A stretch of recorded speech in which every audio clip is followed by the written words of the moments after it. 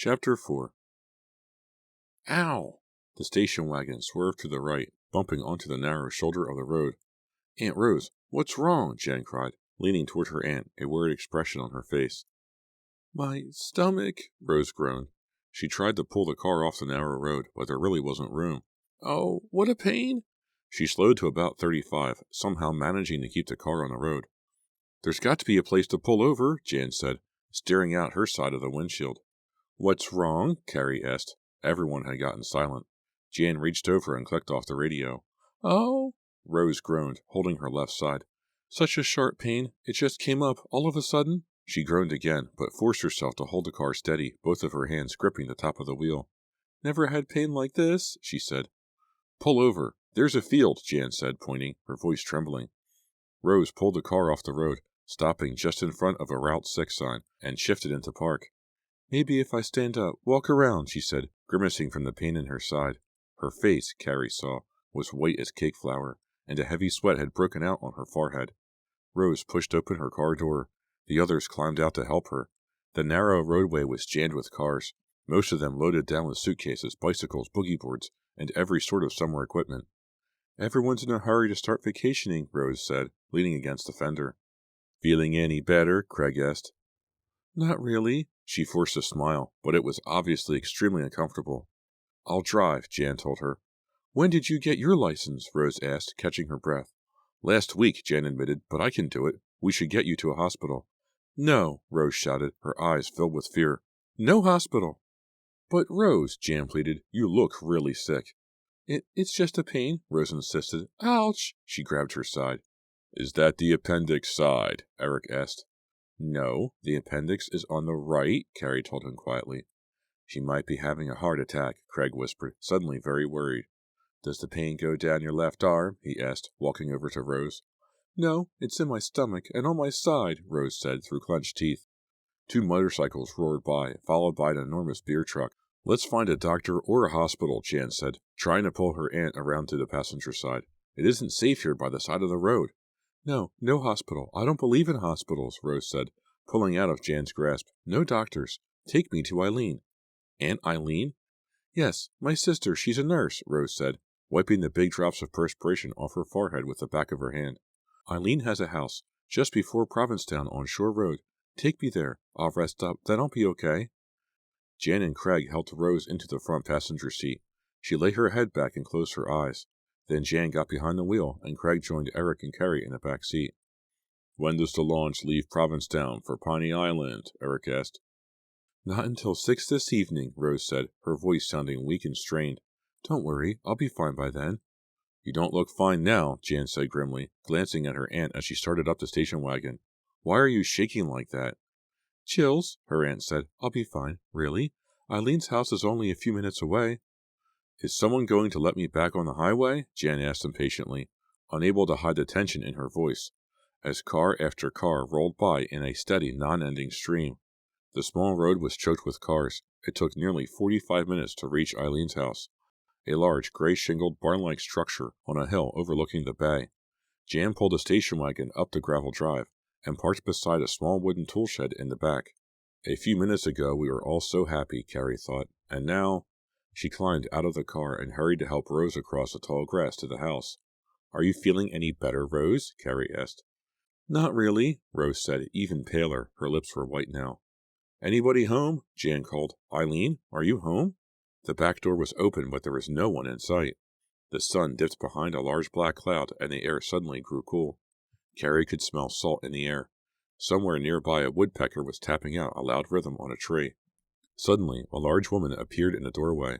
Aunt Eileen, Jan cried. Eileen, dark and exotic like Rose and Jan, pushed open the screen door and came bounding out to greet them, surprise on her face. A few minutes later, Rose was lying on the maroon leather couch in the front room, feeling a little better. Eileen was scurrying about in the small kitchen, making snacks and iced tea for everyone. After the snacks, Carrie and her friends went down to look at the bay, which was brown with grasses shooting up above the surface. Low tide, Jan said quietly.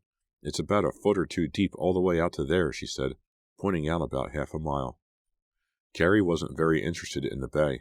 She kept checking her watch, wondering if Rose was going to recover in time for them to get into Provincetown to catch the launch for Piney Island. The launch, Carrie remembered, made the trip from Provincetown to Piney Island and back to Provincetown only once a day. If they missed the one this afternoon... At 5:30, they were all gathered glumly in the front room of the old rambling beach house. Rose, who had steadfastly refused to let Eileen call a doctor, was still lying on the couch. "I'm feeling a lot better," she said, but then grabbed her side in pain. "It's getting late," Eileen said, glancing at the copper sunburst clock above the fireplace. "Look, you've got just enough time to get to Provincetown and make the launch," Rose said, shifting her position on the couch. "You go without me. I'll call Simon and explain." "What?" Jan cried, startled by the idea. Carrie saw that Eric and Craig were just as surprised. The idea had never occurred to any of them. "Take the launch without me," Rose said, her voice just above a whisper. "Get settled in. Simon will take care of you, and he needs you to start work. I don't think it's right to let him down." "But what about you?" Jan asked. "I'll be fine," Rose said, forcing a smile. "I'll spend some time with Eileen. I haven't seen her in months. Then I'll take the launch tomorrow and join you." Everyone suddenly started talking at once. Jan didn't want to leave Rose. Carrie tried to reassure Jan. Craig and Eric thought it was a great idea to go on without her, but finally Eileen was able to assure Jan that she would take care of Rose. Then, after lengthy farewells, they bundled into the station wagon, and Eileen drove them through Provincetown, the narrow main street crowded with tourists, to the launch slip. A handmade sign on a pole at the end of the dock said, "Piney Island Tours." "Are you my passengers?" asked a smiling young man, who appeared on the deck of the small boat and reached up for their bags. He had short, spiky blonde hair and was wearing a Boston U sweatshirt and white shorts. "I guess we are," Jan said, struggling to hand him her two big suitcases. Carrie and the two boys moved forward, sliding their bags along the narrow wooden dock. The gray-green ocean lapped gently at the pilings. The small boat rocked easily in the water. Behind them, seagulls clambered on the sand, pecking at garbage. A few minutes later, their bags stowed in the cabin below, the four friends said goodbye to Eileen and took seats on the bench along the deck. The young man untied the line holding the launch to the dock, and the boat began to pull away from the slip, its engine roaring loudly. Carrie leaned back against the cabin wall. The wet spray off the water felt cool and refreshing. The little boat launched forward suddenly, throwing them all off balance, causing them to slide back and forth in their seats. They all laughed, nervous laughter. "We're on our own," Eric shouted above the roar of the engine, checking out Carrie as he said it. "Party summer," Craig yelled. Carrie laughed. She realized she was excited and nervous and happy and worried all at the same time. She felt strange about heading off on an island resort on her own, without an adult. Her parents, she knew, would have a fit, but it was also very exciting. Besides, what could happen? Chapter 5. "Sorry about the bumpy ride," the young man said, helping Carrie onto the dock. "The water isn't usually this choppy." "How'd we get so lucky?" Carrie asked dryly, still feeling the rocking and lurching of the boat as she planted her feet on the wooden dock. "It was great," Craig explained. "Better than any ride at Six Flags." "I'm soaked," Jan complained, dragging a suitcase onto the dock. Craig helped the driver carry off the other bags. Carrie scanned the area. "There's no one here?" she said, brushing her hair back behind her ears. It felt salty and wet. Her t-shirt, also soaked, clung uncomfortably to her skin. "Rose said Simon would send someone from the hotel to pick us up," Jan said, concerned. "I don't understand. Do you think she forgot to call and say we were on our way?" A sudden gust of wind swirled up the sand on both sides of the dock. "I guess they're just late," Eric said, sitting down on his canvas bag. "It's a real pretty island," the launch driver said. Carrie looked around. He was right. In the early evening light, it was so beautiful it didn't seem real. The ocean sparkled, reflecting the rose color of the sky, crashing rhythmically against the sand, now patterned with long loose shadows. The beach stretched away from the dock on both sides of the length of the island. A narrow road led up from the dock, winding into the tall pine trees, which stretched up, a steeply sloping hill as far as they could see. "Where's the hotel?" Carrie asked. The launch driver heaved the last of the bags onto the dock with a quiet groan. He wiped his forehead with the sleeve of his t-shirt. "Up there," he said, pointing to the trees. "Through the trees?" Carrie asked, feeling nervous. "Yeah, you follow the road." He started to untie the rope. "You go by a gatehouse. The hotel's all fenced in. Then you just keep following the road up. You can't miss it." He dropped the line onto the deck and pulled the launch quickly away from the dock, as if he were eager to leave. "Is there a shuttle bus or something?" Eric asked, looking toward the trees. But the launch was too far away, its engine grinding noisily. The driver waved once, then roared away without a backward glance. "Where is everyone?" Craig asked, picking up his bag, then dropping it back onto the dock. "Maybe they forgot about us," Jan said. "Guess we'll have to walk," Carrie said. "How come we were the only ones on the boat?" Eric asked, tugging at his ponytail. "Where are all the other people who were staying at the hotel?" "Some welcome," Craig mumbled, staring up the road beyond the dock. "It felt as if the ocean was pushing against us," Jan said, her face suddenly in shadow. "I kept thinking it was pushing us away, trying to keep us from coming here." "Oh," wailed Eric. "Stop it," Carrie pleaded. "You're giving me the creeps." "Well, first Aunt Rose gets sick, then the ocean gets rough and pushes against us. These are bad omens," Jan insisted, nervously fingering the skull pendant around her neck. "Can't you forget about omens and ghosts and goblins for once?" Craig asked. "It's summer, not Halloween." "Yeah, give us a break," Eric muttered. "Look, Eric, it's just a hobby of mine," Jan said. "Like your hobby is picking your nose." "Like your hobby is being a total gross out," was Eric's reply. "Chill out, guys," Craig said unhappily. Carrie had to smile. Craig was so straight and preppy looking, it somehow never seemed right when he tried to sound cool. "Are we going to start walking, or are we going to wait for Eric's shuttle bus?" Carrie asked. Jan laughed. "Why don't we just hail a taxi, Eric?" "Why is everybody picking on me?" Eric asked in a little boy voice. "It's probably not a long walk," Carrie said, picking up her bag. "Your aunt said the island is very tiny." "But you didn't say it was all uphill," Jan exclaimed, groaning as she hoisted up her 2 bags. Eric swung his canvas bag over his shoulder. He tried to adjust it, but the strap had become caught in his ponytail. He tries so hard to be cool, Carrie thought, but it doesn't always work for him. But he is kind of cute anyway. He grinned at her, as if reading her thoughts. The 4 of them walked off the dock and into the shadows of the trees. "Party summer," Eric muttered under his breath. "Stop complaining," Jan said. "We're here, aren't we? We're not hanging around in Shadyside, wondering what to do tonight, hanging out at Carrie's house, wondering which movie we've seen 40 times to rent again." "Yeah, Jan's right," Carrie quickly agreed, picking up the pace as they followed the road up. "We're here, we're not in Shadyside, and there are no parents around, no one to tell us what to do, and—" "I hope Aunt Rose is okay," Jan interrupted. "You can call as soon as we get to the hotel," Carrie said. A stone gatehouse loomed into view. Behind it, a tall wrought iron fence enclosed the hotel grounds. They walked up to the gatehouse, which was deserted, and read the green and white sign on the fence. "Howling Wolf Inn, private property." "If the gate is locked, we're in trouble," Craig said. "Don't be ridiculous," Jan said. "The gate wouldn't be locked." Her words were positive, but her voice revealed her nervousness. "Only one way to find out," Eric said. He gave the gate a push. It didn't budge.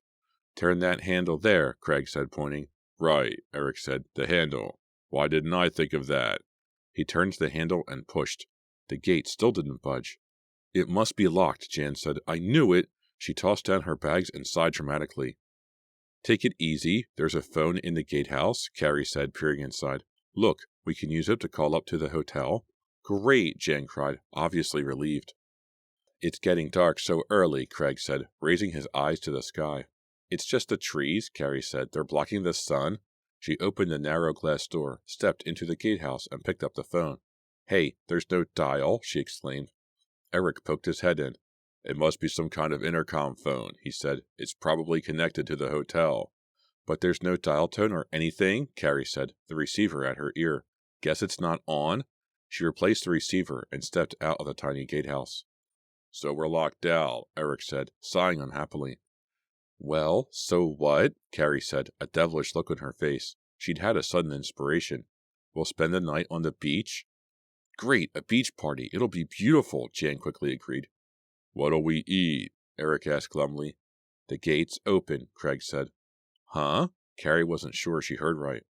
"The gate's open," Craig repeated, a broad grin on his handsome face. "There is a latch down there," he explained, pointing. "It just had to be flipped." He pulled open the gate. "Let's go!" Jan cried happily, picking up her bags. "I always said Craig was a mechanical genius," Eric exclaimed. "I still want to spend the night on the beach," Carrie said, pouting. "We'll have the whole summer for that," Craig said brightly. All 4 of them chattered enthusiastically as they made their way up the sloping hill through the trees. Birds twittered and trilled. A tiny baby rabbit ran across their path without stopping. Then suddenly, the Howling Wolf Inn came into view. "How beautiful!" Carrie cried. They all stopped in the middle of the road to admire it. It looked like a set designer's idea of a resort hotel, enormous and white with a sloping red-shingled roof, set back on a wide manicured lawn, 2 wings jutting out from a central building along the top of the hillside, a screened-in porch filled with wicker chairs and chases, twin columns on either side of the red front doors. As Carrie and her friends drew closer, they could see the bay behind the hotel and the wooden stairs leading down to a private beach, with several canoes tied to a small dock. "All right, get a load of that beach," Eric cried. "It's perfect," Carrie said. "Just perfect."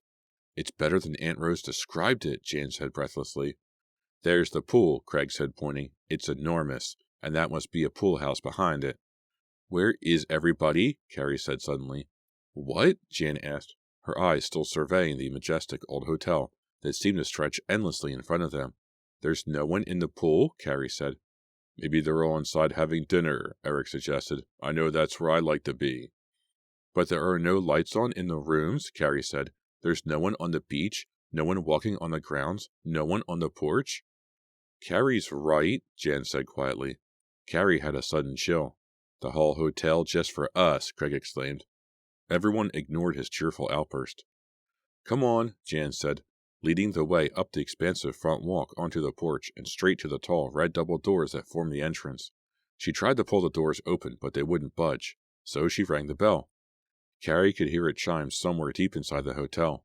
They waited for a minute or two, then Jan rang the bell again. A few seconds later, the door was pushed open a few inches. A very pale, middle-aged man with unruly tufts of black hair standing up on his head, and a very stern, unpleasant expression poked his head out of the crack. "Go away. We're closed," he said, and pulled the door shut. Chapter 6. "Some welcome?" Carrie said glumly, staring at the red door. "Did he say they were closed?" Eric asked, his eyes behind the wire-rimmed glasses wide with disbelief. "Maybe this is the wrong hotel," Craig said, grinning. Carrie gestured to the engraved bronze sign set in the shingles beside the doorway. "Howling Wolf Inn, established 1853. "For sure," she said. "There are probably 2 Howling Wolf Inns on this island. Let's go find the other one." "Right. You lead the way, Craig," Eric said, rolling his eyes. Jan, who hadn't said a word, sighed and kicked her suitcase. "I don't understand it," she said. "I know that Aunt Rose arranged this very carefully. She spoke to the owner several times, and—" "But there's no one here," Eric cried. "The place is empty. It's closed. Just like the man said." "Wow," Craig said, shaking his head. "That's a helpful comment," Carrie cracked. Then she immediately regretted it, seeing the hurt look on Craig's face. "He was so rude," Craig said. "I really don't believe this." "Maybe he's building a monster down in his basement laboratory," Jan said. "He's about to bring it to life tonight, and he doesn't need 4 teenagers interfering with his plans." "Oh," Eric howled a scary movie howl. "Welcome to Castle Frankenstein." "Give us a break," Carrie said, sighing. As Eric started to howl again, the front door was suddenly opened all the way. "Whoa," Eric cried in surprise, and stumbled down the steps off the porch. A tall, distinguished-looking man with wavy white hair and a full white mustache stood before them in the doorway. He was wearing a khaki safari jacket over stylish, pleated white trousers. He smiled at them, and his dark eyes seemed to twinkle. "Good evening," he said in a deep, rich voice. His smile didn't fade as he looked at them, as if searching for someone he knew. Jan said hello, and started to stammer out something else, but he interrupted her. "Please accept my apologies for the behavior of my servant Martin. I am afraid that your appearance caught Martin a little off guard, and the poor man doesn't deal with surprises very well." He chuckled, a warm, conspiratorial chuckle. "I'm a bit surprised to see you here myself," he said, staring at Jan. "Where is Rose? I understood she was coming with you." "My aunt got sick before we reached Provincetown," Jan explained. "She told us to go on ahead. She'll come on the next launch. Didn't you speak to her?" "You must be Jan," the man said, not answering her question. He extended a large hand and shook Jan's vigorously. Yes, I can see the family resemblance." "Thank you," Jan said uncertainly, finally managing to disentangle her hand from his. "Excuse me, I'm being as rude as Martin," the man said, holding the door open wider and motioning for them to go inside. "Allow me to introduce myself. I am Simon Fear. Simon Fear III, to be precise. I am the owner of this humble inn." "Simon Fear?" Carrie blurted out. I live on a street called Fear Street, back in Shadyside. There's an old burned-out mansion down the block. It belonged to my great-uncle, Simon said, a very mysterious man, as I'm sure you've heard. I haven't been back to Shadyside in many years, not since I chose to live here year-round. Has it changed much?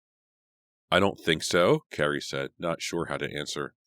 Is everyone in the Fear Street Cemetery still dead? Simon asked, and then he laughed heartily, throwing his head back and closing his eyes. Carrie and her friends, dragging their bags into the front hall and lobby, replied with nervous laughter. Carrie studied the lobby. It was huge but sparsely furnished, with dark wood walls and a high ceiling with exposed wooden beams.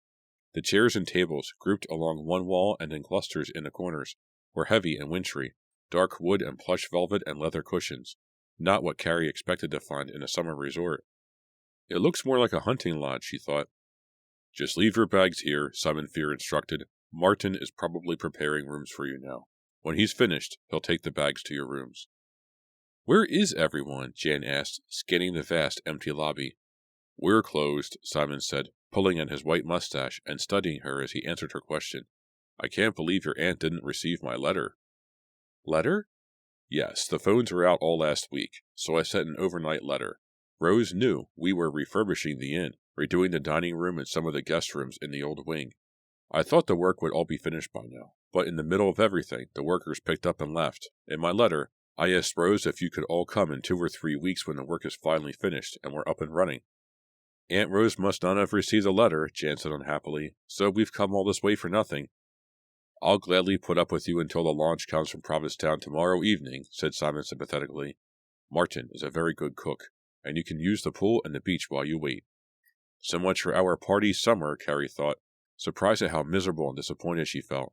So much for clam bakes at night on the beach, and meeting new kids, and swimming in the ocean, and being on our own for an entire summer, and maybe meeting someone special. Have you eaten dinner? Simon asked. No, Eric quickly replied. Everyone laughed. Eric's reply had been so impassioned. Come into the dining room, Simon said, leading the way, taking long, expansive strides. I'll ask Martin to prepare something. Carrie and Jan exchanged glances as they followed Simon Fear to the dining room. Jan looked as disappointed as Carrie felt. What a shame. This place is neat-looking, Jan whispered. Carrie nodded in agreement. She checked out the boys. Eric seemed to be tense and unhappy, but Craig had his usual calm expression. He was always the same. He always seemed to float through any situation. He must be disappointed too, Carrie thought. Why doesn't he show it? Here we are, Simon said, gesturing as they entered the large carpeted room. He flicked on several low-hanging chandeliers, and the room brightened into view. 2 long tables were set with tablecloths and china and silverware by the long windows across the back of the room. The rest of the tables had chairs stacked upside down on them. Scaffolding stood beside the wall to the left, a stained canvas dropcloth hanging over its side. Part of the wallpaper was peeled off from behind the scaffolding, and some of the ceiling molding had been removed. My workers, Simon said grumpily, pointing to the torn-up wall. They were on the job for 3 weeks, and then they got a call to go work on some rich psychiatrist's house in Wellfleet, so they took off. Lord knows when they'll be back. Carrie and Eric walked over to the big window that practically covered the entire back wall of the dining room. What a view! Carrie cried. The sun was setting. From the dining room, she could see the back terrace filled with deck furniture, tables, and umbrellas, and beyond that the hotel beach and the bay, silver gray against the darkening sky. The water seemed to shimmer, unreal, like cartoon water, like an artist's version of what a beach scene should look like. Wow, Craig said, joining them. You do have a way with words, Carrie started to say, but stopped herself, remembering how her last crack had hurt Craig. Besides, wow was the correct word. The view was spectacularly beautiful. I do hope your aunt isn't terribly ill, Simon said to Jan as they all continued to admire the view, watching the evening sky. She was refusing to go to a doctor, Jan said. She's so stubborn. Can I give her a call? Certainly you can, tomorrow morning. The lines are fixed, but the hotel switchboard is down, Simon said. I'm afraid we can't call out. Someone is supposed to come out from the Cape to fix it tomorrow. At that moment, Martin entered the room, coughing loudly, wiping his mouth with a white linen handkerchief. Everyone turned away from the window to look at him. He was short and thin, and wore a starched, short-sleeved white shirt over black trousers. His black hair was tousled and standing out at the sides as if he had forgotten to brush it. He had a lean face with small gray eyes set close together over a long pointed nose. His mouth was set in a straight line, as if he disapproved of everything he saw. "This is Martin," Simon said, smiling. "I believe you met him briefly." Simon laughed heartily again. Martin reddened, but his disapproving expression didn't change. "Martin, our unexpected guests are hungry. What can we offer them from the kitchen?" "There's some barbecued chicken," Martin said. His voice was thin and reedy, a contrast to Simon's deep, booming tones. "And I guess I can put together a salad." He said this grudgingly, as if it were the last thing in the world he wanted to do. "Excellent," Simon said, ignoring Martin's attitude. He shooed Martin to the kitchen with a wave of his large hand. Martin lowered his head and walked quickly toward the double kitchen doors without glancing back. "Come sit down," Simon said, pulling out a couple of chairs at one of the set-up tables. "Let's have a nice chat. It's been so lonely here since we closed the place. I like it better when the hotel is streaming with young people." "Me too," thought Carrie with some bitterness. She took a seat with the others and studied the vast, empty dining room.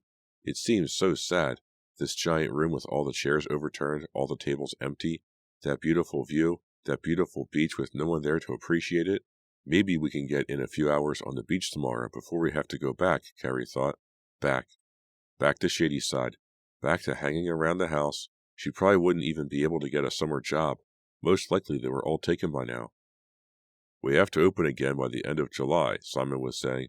"Maybe sooner if my workers ever decide to come back. My brother Edward and I decided to do the renovation last March. We wanted to have it all finished in time for the summer tourist season. Maybe it was all a big mistake." It was definitely a mistake, Carrie thought. For some reason, she found herself thinking about Lauren, her little sister. "Lauren will think this is really funny," Carrie thought. "She was so jealous that I was going away for the summer. Now she'll be laughing at me for months." Carrie was feeling so sorry for herself. She barely had any appetite when Martin reappeared with the food. Her thoughts wandered. She only heard part of the conversation and only spoke a couple of times when Simon asked her a direct question.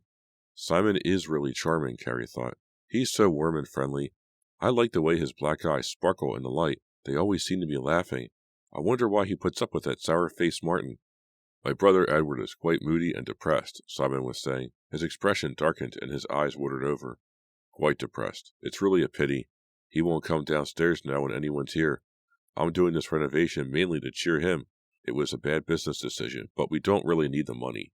I only care about helping him. He likes projects of all kinds, so—" "Hey, I've got a great idea," Eric interrupted, swallowing a mouthful of barbecue chicken. "You know, Craig and I are really good in shop. We're good carpenters."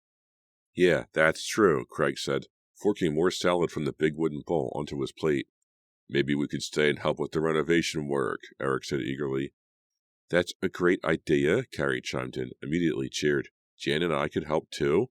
"We could probably get a lot of it done while you're waiting for your workers to return," Eric said. "It would be fun," Jan added, "and we do a super job, really." Simon Fear laughed. "You know, it might be a good idea." "I really wouldn't advise it," a low voice said from the kitchen doors. Everyone turned to see Martin standing with a large tray in his hands. "Work like this should be done by professionals," he said sharply, disapproval showing on his face. "It's all very simple carpentry," Simon argued, "and a little wallpaper stripping. I think they could handle it. Probably do a better job than those clowns I hired," he laughed. Martin didn't join in the laughter. His face remained rigid. "It isn't safe," he said, staring right at Carrie. Carrie had a sudden chill. Something about the way Martin said that made her feel like he wasn't concerned for their safety. It made it sound more like a threat. "It isn't safe."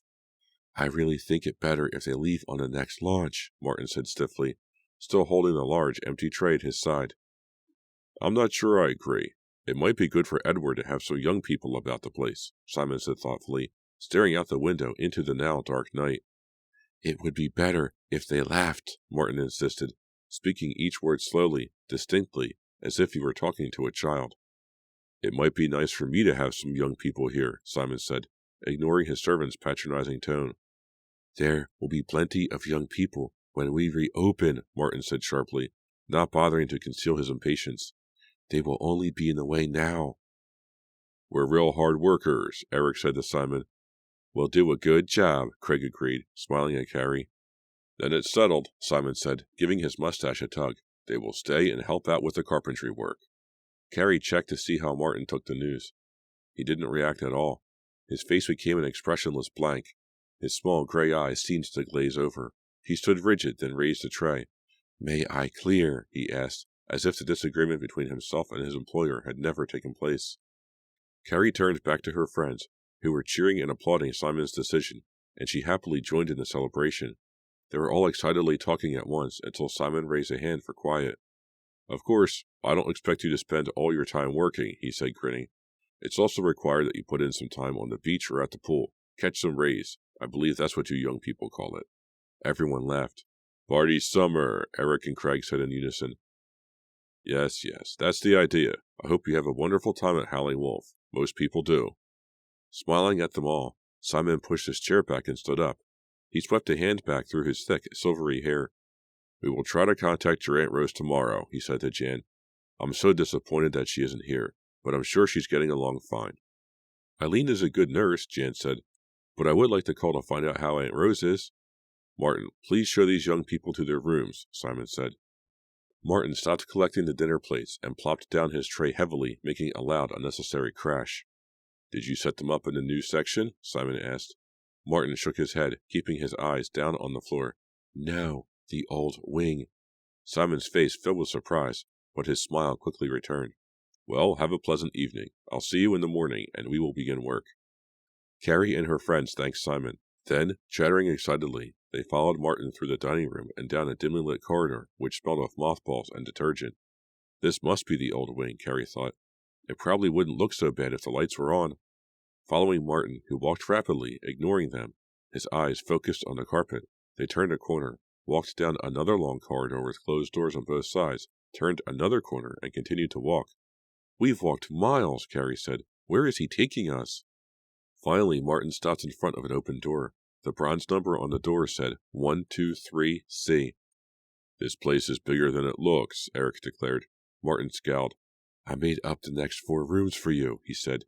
"You can decide who gets which room." "Thank you," Jan said softly. "I really don't think you should stay here," Martin said to her. "What?" "You heard me," he said sharply. "I don't think you should stay here. It could be dangerous." "What?" Carrie cried. "The construction work, I mean," Martin said, staring into her eyes. "It's a lot more work than Simon realizes, and very difficult." "Well, we're willing to work hard," Eric told him. "I don't think you'll enjoy your stay," Martin said ominously, still staring at Carrie. "This old place isn't much fun when it's empty." "Don't worry, we'll be fine," Jen assured him. "I'm not so sure," he said. "There are other things that you would be better off not knowing about." As he spoke these words, his voice faded to a whisper. "You mean the place is haunted?" Jan asked eagerly. "Are there ghosts?" Jan's questions seemed to surprise him. He gazed at her thoughtfully. He seemed to be trying to decide how much to reveal. "I'm warning you," he started. "Well, are there?" Jan demanded. "Have you seen ghosts here?" He was silent for a long moment. "I have seen things," he said reluctantly, "here in the old wing." His tone was odd, cold almost, as if he were teasing them, Carrie thought. A strange, thin-lipped smile formed on Martin's shadowy face. "You don't believe in ghosts, do you?" he whispered. "No," both Eric and Craig exclaimed. "Yes," Jan said. "Please, tell us what you've seen."